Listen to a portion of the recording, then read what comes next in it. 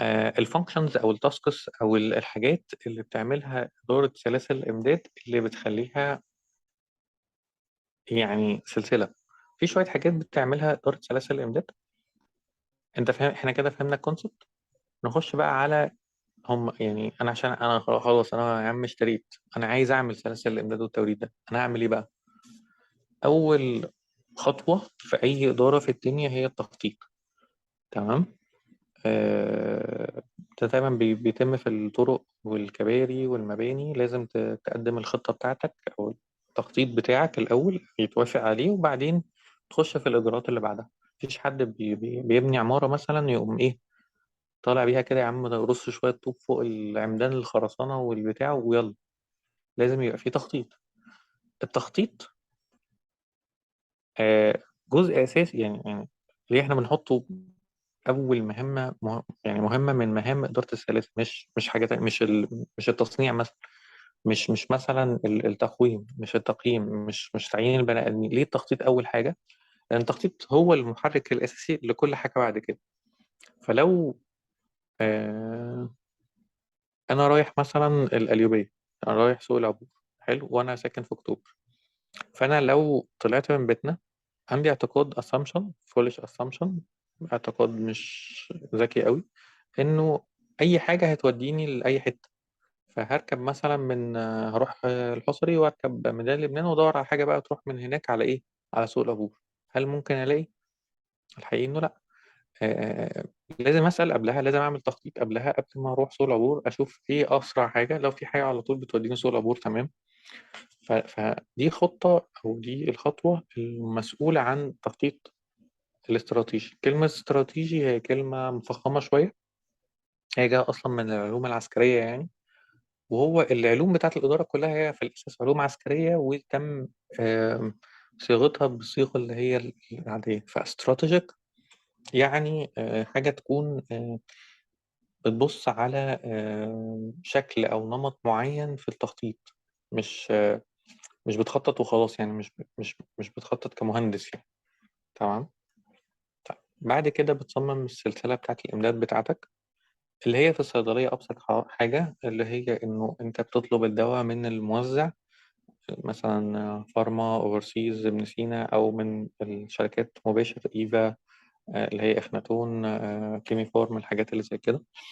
تمام. وبتخزن عندك، وبعدين بتوصل للعميل ازاي والكلام ده. بعد كده تنظيم الموارد. انت عندك شوية فلوس، شوية اصول، شوية حاجات، هتعمل بيهم ايه؟ هتنظمهم ازاي بحيث انك في الاخر توصل لأحسن إنتاجية. والإنتاجية هنا عشان العميل. تمام. لأن العميل هو المحرك الأولاني بتاع كل القصة دي. أنا بعمل تخطيط استراتيجي، وبعمل تصميم سلسلة إمداد، وبعمل تنظيم للموارد عشان أوصل للكلام ده.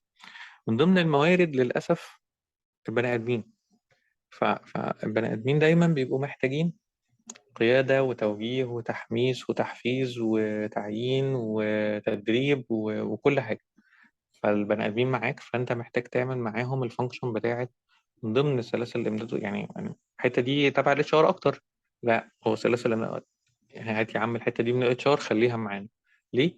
لانه هي زي ما احنا قلنا سلسله لو ما كملتش يبقى، يعني لو عملت كل ده ووقعت دي مثلا، خلاص البني ادم اللي بيبيع او البني ادم اللي بيشتري او البني ادم فاهمني هيقع منك، فبالتالي هيوقع لك المنظومه كامله. وزي ما احنا قلنا مبدأ اساسي من مبادئ اداره سلاسل الامداد والتوريد: التعاون. التعاون ما بين الناس وبعضها علشان نحقق الهدف. دي حاجة من الحاجات اللي الصيدلات الفردية بيقعوا فيها دايما. إن بيجيله حد قوي جدا مثلا في الشراء، أو قوي جدا مثلا في المخزون، أو حد قوي جدا في البيع، فبيعمل معاه أرقام كويسة جدا. الراجل ده بعد ما بيمشي لسبب أو لآخر، أو نقلت الشيفت بتاعه أو اديته فرع تاني، الشيفت بيقع، الجودة بتقل. تمام. عشان كده أنت محتاج تبص على الجودة باستمرار في السايكل، وتعملها تقييم مستمر، وتعرف أسبابها، وتبدأ تعالج الفروقات اللي ما بين الناس وبعضها، أو بين الحاجة وبعضها. لو حد بيشتري كويس، لا، بدل ما تخلي بني آدم بيشتري كويس وانت هي القصة كلها انك بتجيب البني آدم اللي بيشتري كويس، خليه سيستم، ايكو سيستم السيستم هو اللي بيشتري.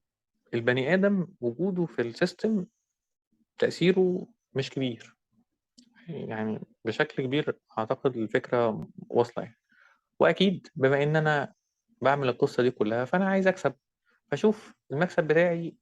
شوف الجماعة عمالين هيقولوا لي أنا كسبان ولا خسران ولا دنيتي إيه. لو لقيت نفسي باستمرار بخسر، يبقى ممكن آخد من ضمن القرارات الاستراتيجية إن أنا أقفل المشروع. لو لقيت إن أنا بكسب بس مش النسب اللي أنا متعود إن أنا أكسبها، فده هيرد تاني معايا. هحاول أبص أعمل أناليسيس بقى، هعمل تحليل وأعمل تخطيط استراتيجي تاني. طبعا التحليل ده جزء منه من رفع الواقع اللي احنا هنتكلم عنه في التخطيط الاستراتيجي. يبقى الجزء الخاص بمهام إدارة سلاسل الإمداد هم 6 functions أو 6 tasks أو 6 وظائف أساسية: الاستراتيجيك بلاننج، والديزايننج السبلاي تشين كتشين يعني، وبعد كده الاورجنايزنج الموارد بتاعتي، بعد كده الليدنج والكوتشنج والشغل بتاع الاتش ار كله، بعد كده الكواليتي او الكنترول والكونتينوس ايفالويشن، وبعد كده طبعا الكوست والجزء الخاص